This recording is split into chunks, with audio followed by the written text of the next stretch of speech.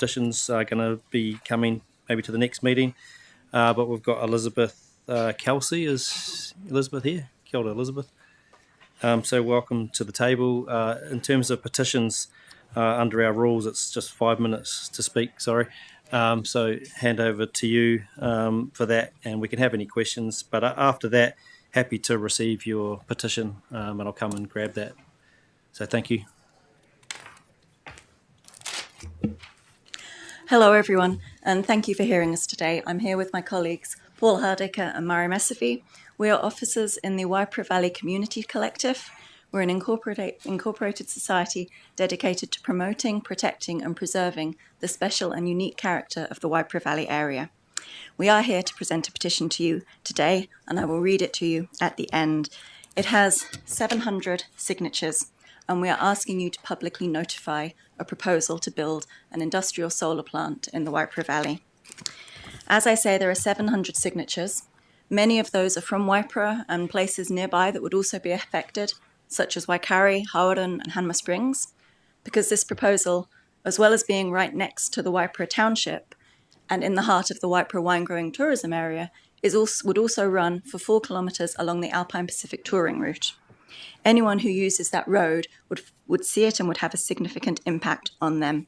So it is not surprising that the petition has attracted signatures from local people and people from further afield who appreciate the special character of our area. If you haven't heard about this proposal, I will give you the very bare bones. It would involve 236,768 solar panels, 69,280 piles, 7 kilometres of internal roads, and 37 hectares worth of earthworks. Now, unsurprisingly, Huranui District Council has already decided it needed public notification, and we are asking you to now do the same. Hurunui's decision has been borne out by the scale of the response it has received. It has received 158 submissions, totaling over 500 pages, with 63 submitters indicating they wish to speak at the hearing. Of those, over 80% are in opposition, and they include submissions from the Canterbury Wine Growers Association, from Huranui Trails Trust, from NZTA, from the Weka Pass Railway, and the Waipara District's Residents Association. If I just put that in context very quickly, the Waitaki Power Scheme, which ECAN recognises as a proposal of public interest and did publicly notify, that received 35 submissions. The EcoGas Organics Processing Facility, also recognised by ECAN as a proposal of public interest, received 10 submissions. I'll give you our numbers again. 700 signatures, 158 submissions, 63 people willing to give up their time to speak at a hearing. Now, I appreciate ECAN is already seeking guidance at a national level on developments such as these, and we agree that is desperately needed. But in the interim, in the absence of that guidance, public notification is even more important. And that's because not only does public notification give the people most affected by a proposal the chance to have an input into its development, it also is the mechanism through which ECAN can learn more about a proposal and a site that might not be apparent from application documents. So let me give you some examples about this proposal that you might not know if you read the application documents. The site where this is being proposed historically was on the Pounamu Greenstone Trail that iwi followed from the paths around Kaiapoi and Banks Peninsula through the Weka Pass to the west coast. Taonga found on this specific site include a Maori adze and Maori ovens, evidence that it was a stopping point for iwi travelling on their journey. Like much of Waipara, it also includes significant ecological and geological record. Moa bones have been found on this site, as well as numerous fossils. I'd ask you to please take a moment to think about what 37 hectares worth of groundworks would do to that cultural and geological heritage. What pile driving 69,000 piles, each 2 metres deep, would do. Another thing you may not be aware, the site until recently encompassed about an hectare of remnant forest in the form of native matagari that was estimated to be around 100 years old.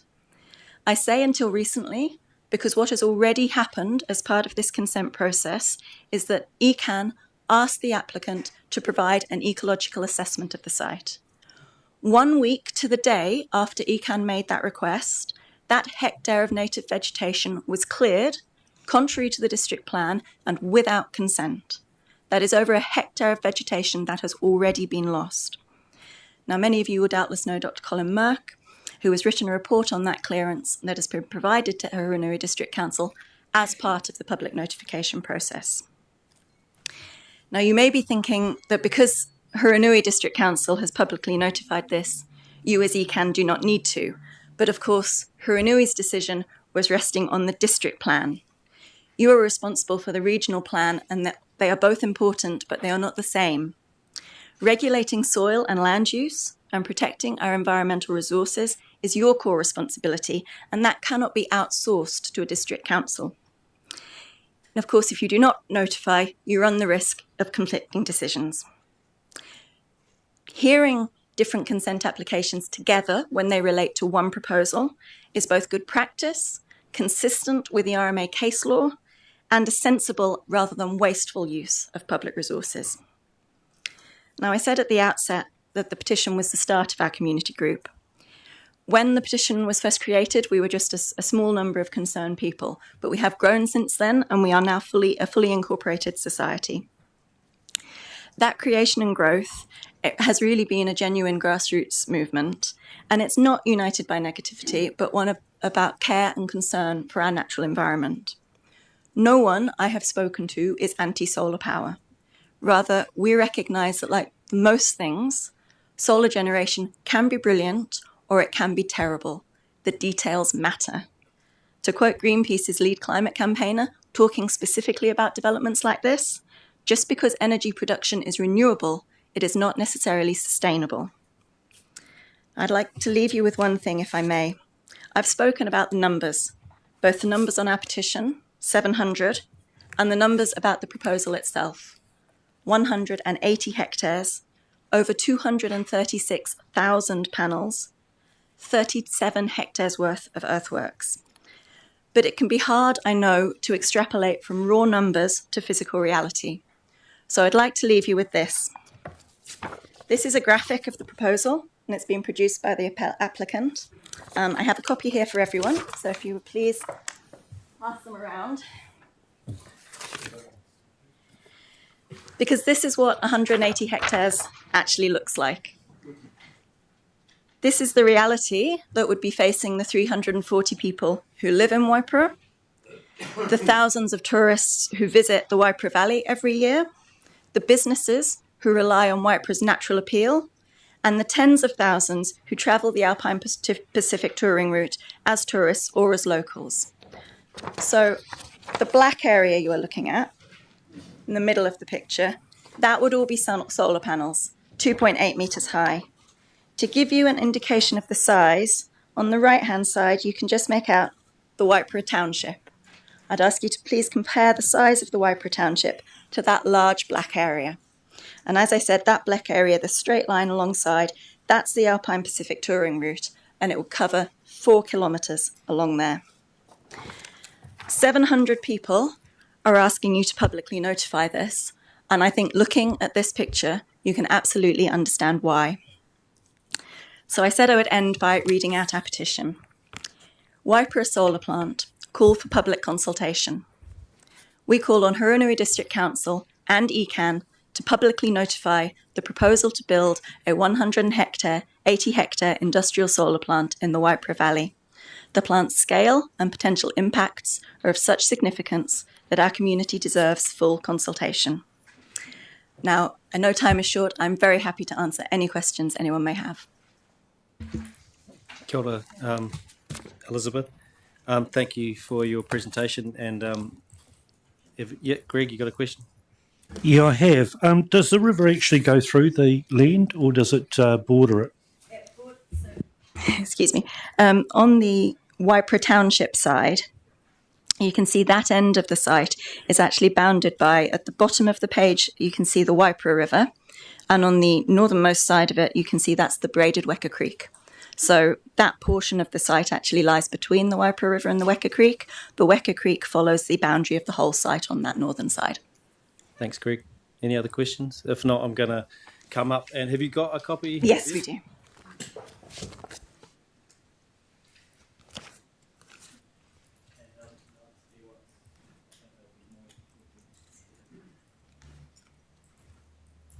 Thank you, Elizabeth. There we are. Thanks Thank you for very highlighting much. this for us. Kia ora. Thank you for Thank accepting it.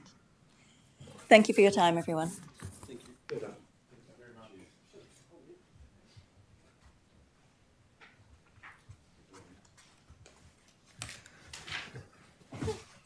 So thanks everybody. That brings us to the end of our public forum petition session. Really good session. Thanks for all the presenters that have come today and highlighted issues in our region for us. Just got a resolution here that we received the petition from Elizabeth Kelsey, Waipara Valley Community Collective, regarding agenda item 4.2.3. Greg, you happy to move that? Seconded by Councillor Swiggs. All those in favour, please say aye. Any against?